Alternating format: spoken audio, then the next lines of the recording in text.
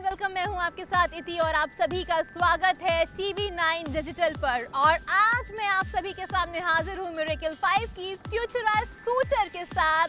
और सबसे पहले मैंने सोचा कि आप सभी को अपना राइडिंग एक्सपीरियंस दे दूं, शेयर कर दूं आप लोगों के साथ कि आखिर मुझे इस स्कूटी को चलाने में कैसा लग रहा है। तो मुझे इस स्कूटी को चलाने में बहुत ज़्यादा ही मज़ा आ रहा है। और दूसरी बात, अगर हम इसके लुक की बात करें तो इसका जो लुक है वो सिमिलर टू वेस्पा है। और कंपनी ऐसे नॉन पेटेंटेड डिज़ाइन इसलिए डिज़ाइन करती है क्योंकि कंपनी को कॉस्ट जो है वो बहुत ज़्यादा ही कम पड़ती है। तो राइडिंग करने में तो मुझे बहुत ज़्यादा ही मज़ा आया। अब कुछ फीचर्स हैं उस पर भी हम डिटेल में आपके साथ डिस्कशन करेंगे, लेकिन सबसे पहले मैं आप सभी को बता दूं ये जो स्कूटर है इसमें बैक साइड अगर आप देख सकते हैं, मैं आपको दिखाऊंगी इसको जूम इन करके। बैक साइड अगर आप देखेंगे तो इसमें बैक रेस्ट दिया हुआ है, यानी कि ये एक सेफ्टी पर्पस के लिए भी होता है कि जिससे अगर कोई छोटा बच्चा बैठ रहा है या अगर कोई भी इंसान बैठ रहा है और अगर उसको कंफर्टेबल फील नहीं हो रहा है तो ये अपना आराम से आदमी सेफली बैठ सकता है और गिरने का जो खतरा है वो कम हो जाता है। इस वजह से इस स्कूटर में बैक रेस्ट भी दिया हुआ है। और अगर हम टायर्स की बात करें तो इसके जो दोनों टायर्स हैं ये ट्यूबलेस टायर्स हैं जो सेफ्टी पर्पस से बहुत ज़्यादा ही अच्छे होते हैं। और आप सभी को यहाँ पर मैं एक और चीज़ बता दूं कि जो टायर्स हैं इसमें डिस्क ब्रेक्स लगे हुए हैं, यानी कि ब्रेक फेल होने का जो खतरा है वो कम हो जाता है। तो अभी हमने टायर्स की बात की और अब हम बात करेंगे लाइट्स की कि आखिर मिरेकल 5 की फ्यूचरा स्कूटर में कौन सी लाइट्स यूज़ की गई हैं। तो आप यहाँ पर देख सकते हैं ये LED लाइट्स हैं जो यूज़ की गई हैं। और इसके अलावा इंडिकेटर की मैं बात करूं तो इंडिकेटर को हटा के इस पूरे स्कूटर में LED लाइट्स को यूज़ किया गया है। और अब हम लाइट्स के अलावा इसकी बॉडी पर भी थोड़ा सा नज़र डाल लेते हैं जो कि बहुत ज़रूरी है। फ्यूचरा की इस स्कूटर में जो बॉडी कवर है, जो बॉडी है वो बेसिकली प्लास्टिक बॉडी है।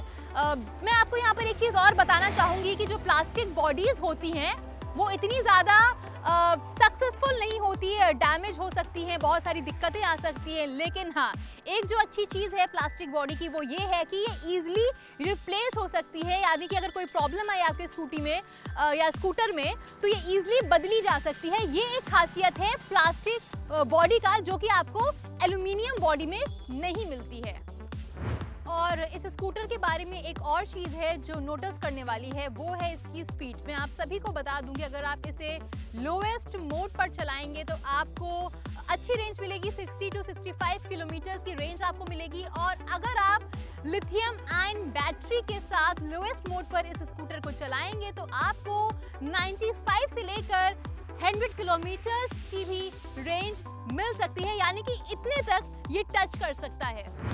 इन टर्म्स ऑफ परफॉर्मेंस ये स्कूटर 1000 वॉल्ट्स BLDC मोटर्स के साथ आती है जो कि इतनी ज़्यादा पावरफुल नहीं है। इससे आप एक्सेलरेशन अचीव कर सकते हैं 0 to 40 किलोमीटर्स पर आवर का अराउंड 15 सेकेंड्स में, जो कि बहुत ज़्यादा स्लो है। अगर ये थोड़ा सा फास्ट होता, जैसे कि अगर 10 सेकेंड्स के नीचे होता तो हाँ कंसिडर कर सकते थे, बट ये 15 सेकेंड है इसलिए मुझे ये थोड़ा सा स्लो लग रहा है। और अब मैं आप सभी को एक ऐसी चीज़ बताने जा रही हूँ जो आप सभी जानना ज़रूर चाहते होंगे और आपको जानना भी बेहद ज़रूरी है, वो है इस स्कूटर की टॉप स्पीड। आप सभी को बता दूँ कि स्कूटर की हो या स्कूटी की हो या बाइक की हो, टॉप स्पीड बहुत ज़्यादा ही मैटर करती है। तो इसकी जो टॉप स्पीड है वो 45 है जो आप सभी को निराश कर सकती है। इसकी टॉप स्पीड 47 भी जाती है, but that depends on battery voltage. और अब हम बात करेंगे इस स्कूटर की राइड क्वालिटी के बारे में। तो इस स्कूटर की जो राइड क्वालिटी है वो काफ़ी अच्छी है और कुछ चीज़ों का अगर इम्प्रूवमेंट होता तो और भी ज़्यादा अच्छा रहता। यहाँ पर अब हम बात करेंगे इस स्कूटर के सस्पेंशंस के बारे में। इसकी जो सस्पेंशंस हैं वो काफ़ी अच्छे क्वालिटी के दिए गए हैं। तो अब हम इसके अलावा एक और चीज़ आपको बता दें, जो इसकी जो सीट है, मतलब जो यहाँ पे दिया गया है, पेट्रोल स्कूटर्स के मुकाबले इसकी जो सीट है, जो बैठने का जो जगह है, ये काफ़ी ज़्यादा कंफर्टेबल है जो आपको पेट्रोल स्कूटर्स में नहीं मिलता है। तो ओवरऑल अगर मैं कहूँ तो आपकी जो राइड है वो काफ़ी अच्छी हो सकती है, लेकिन कुछ चीज़ों का अगर इम्प्रूवमेंट होता तो और भी ज़्यादा मज़ा आ जाता। तो अब हम बात करेंगे कि आखिर इस स्कूटर को हम चार्ज कैसे करें, क्योंकि ये एक बड़ा सवाल है, बड़ी बात है। तो मैं आपको बताती हूँ, यहाँ पर एक चार्जिंग पोर्ट दिया हुआ है जो सिमिलर टू PC यानी कि पावर सॉकेट है। और ये चार्जर है, यहाँ पर आपको 1.4 किलोवाट का पावर आउटपुट वाला चार्जर मिलता है जो इस स्कूटर को 4 से 5 घंटे में चार्ज कर देता है। क्योंकि इस स्कूटर के अंदर 60 वोल्ट्स की बैटरी लगी है और जो चार्जर का आर्किटेक्चर है वो 72 वोल्ट्स 20 एम्स का है, तो इसकी वजह से आपको चार्जिंग टाइम थोड़ा ज़्यादा देखने को मिल रहा है। पर मैं रिकमेंड नहीं करूंगी कि आप स्कूटर को फुल चार्ज करें। 80% चार्ज किया है तो वो भी बहुत है। और अब सवाल आता है कि आखिर आपको ये मिरेकल की फ्यूचरा स्कूटर खरीदनी चाहिए कि नहीं खरीदनी चाहिए। तो मैं आप सभी को ये रिकमेंड करूंगी कि अगर आप ये वाली स्कूटी खरीद रहे हैं तो लिथियम आयन बैटरी पैक वाला वेरिएंट ही खरीदिएगा, क्योंकि काफ़ी एफिशिएंट भी होता है और कॉस्ट पर किलोमीटर भी काफ़ी अच्छा है। वहीं अब मैं आप सभी को इसकी जो कॉस्ट है वो भी बता दूं, जो आप सभी को जानना बहुत ज़रूरी है। तो ये स्कूटर आपको मिल रही है, जो इसकी प्राइस है वो ये है 72,000 की ये स्कूटर आपको मिल रही है।